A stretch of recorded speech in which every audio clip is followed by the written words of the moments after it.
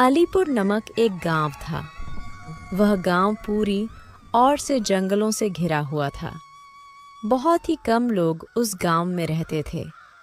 उस गांव में राजू नामक एक किसान अपनी पत्नी सुमित्रा और बेटी काशी के साथ एक छोटी सी झोपड़ी में रहता था। राजू का उस गांव में अपना कुछ भी नहीं था, बस वही छोटी सी झोपड़ी थी जिसमें वह रहता था।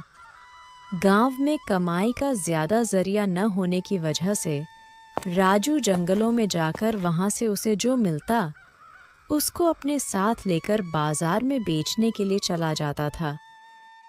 बाजार उस गांव से बहुत दूर था, इसलिए राजू को बाजार जाते जाते तक दोपहर हो जाता था। राजू सारा सामान बेचकर शाम तक घर वापस आ पाता था। राजू के घर का गुजारा जंगलों के फल फूल बेचकर हो जाता था। राजू को जंगल से बहुत लगाव था। गर्मियों में मई जून का महीना चल रहा था। इस महीने में जंगल के पेड़ों पर मीठे और रसीले आम आए हुए थे। अरे इस साल तो काफी अच्छी फसल आई है। इस बार तो काफी अच्छी कमाई हो जाएगी और उन कमाई के पैसों से मैं और आम के बीज खरीद कर लाऊंगा और यहाँ पर लगा दूंगा, जिससे वे आम के बीज जब तक बड़े होंगे तो आगे आने वाले लोगों को उससे बहुत लाभ मिलेगा। ऐसा सोचकर राजू उन पके हुए आमों को तोड़कर बाजार में जाकर बेच आता है। आज राजू की आमों को बेचकर काफी अच्छी कमाई हो गई थी, जिससे उसने घर के लिए राशन खरीदा। ये देखो सुमित्रा, आज काफी अच्छी कमाई हुई है। इस साल जंगल में काफी अच्छी आम की फसल आई हुई है। ये देखो, ये मैं थोड़े से आम बचा कर लाया हूँ। इसे खाकर देखो, ये कितने स्वादिष्ट लग रहे हैं। अरे हाँ, देखने में तो ये बहुत ही सुंदर है और खाने में उतने ही स्वादिष्ट। अगली सुबह राजू फिर जंगलों की तरफ आम तोड़ने के लिए निकल जाता है। जब वह जंगल पहुंचता है तो देखता है कि वहां के आम के पेड़ों पर एक भी आम नहीं थे। राजू समझ जाता है कि व्यापारियों को खबर लग गई होगी और वह सारे आम और बाकी के सारे फल भी तोड़कर अपने साथ ले गए होंगे। अब राजू परेशान हो गया। उन व्यापारियों ने जंगल में कुछ भी नहीं छोड़ा था। राजू परेशान बैठा था। तभी जंगल में से एक बाबा गुजरते हैं। वह राजू को परेशान देख उसके पास आते हैं। अरे बेटा, मैं बहुत थक गया हूँ। क्या तुम्हारे पास पानी मिलेगा? बाबा, मेरे पास तो पानी नहीं है, लेकिन मैंने सुना है इस जंगल से कुछ दूर आगे जाकर एक नदी है, वहाँ पर पानी मिल सकता है। पर मैं कभी उस नदी के पास गया नहीं, इसलिए मुझे उसके बारे में ज़्यादा पता नहीं। बेटा, मैं बहुत थक गया हूँ। मैं अब और नहीं चल सकता।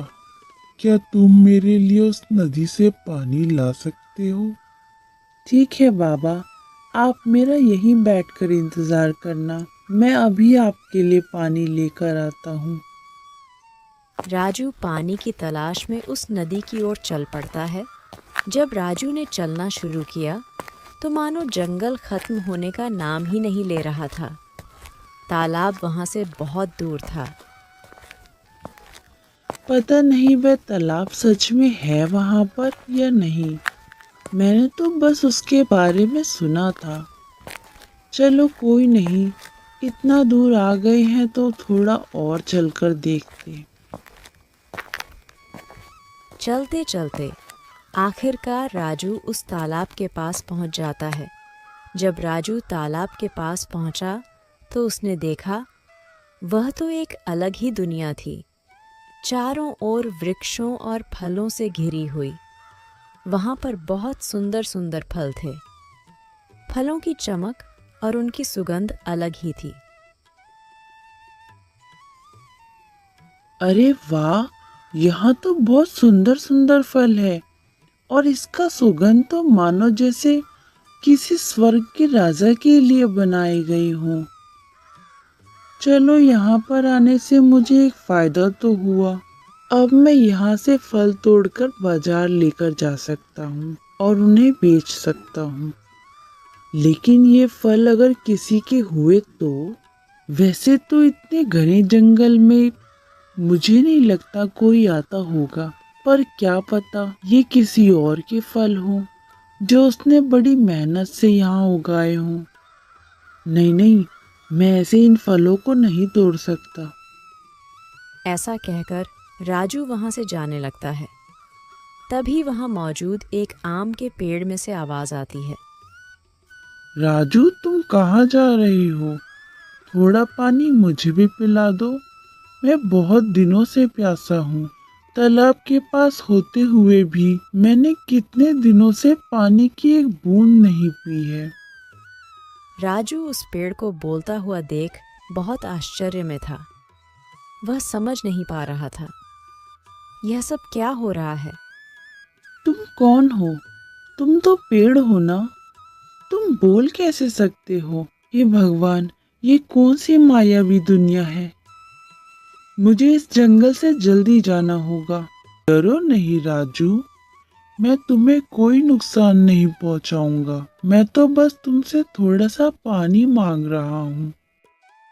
मैं काफी दिनों से प्यासा हूँ और यहाँ जंगल में कोई आता भी नहीं जिससे मैं पानी मांगकर अपनी प्यास बुझा सकूं। इतने दिनों बाद तुम ही एक व्यक्ति हो जो इस जंगल में आए हो।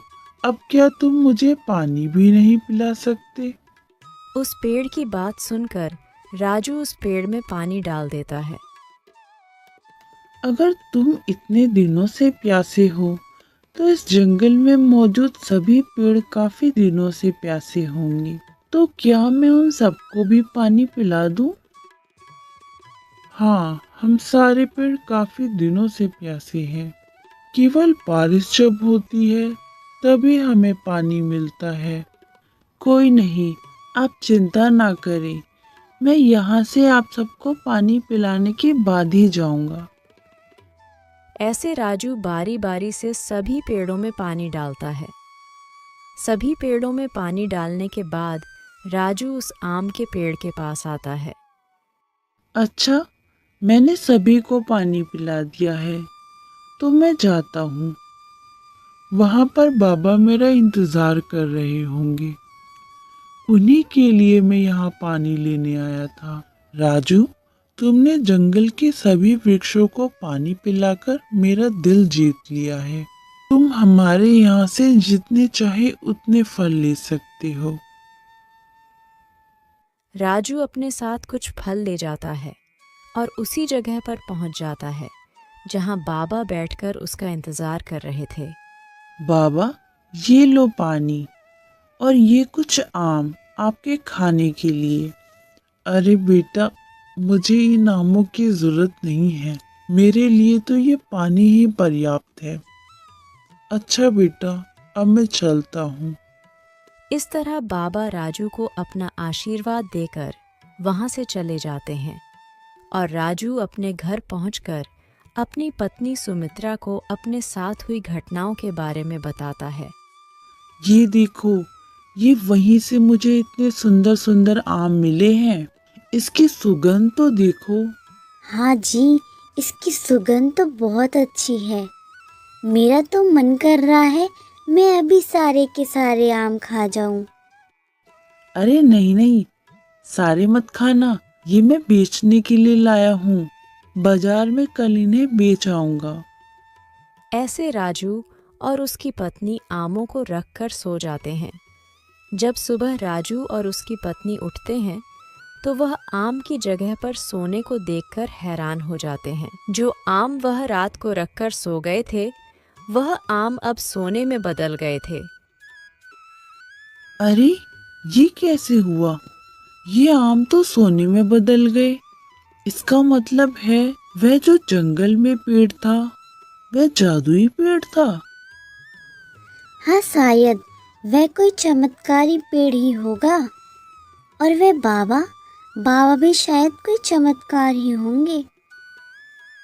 सुमित्रा के इतना कहते ही वह बाबा उनके घर में प्रकट हो जाते हैं। तुमने बिल्कुल सही कहा, मैं ईश्वर हूँ।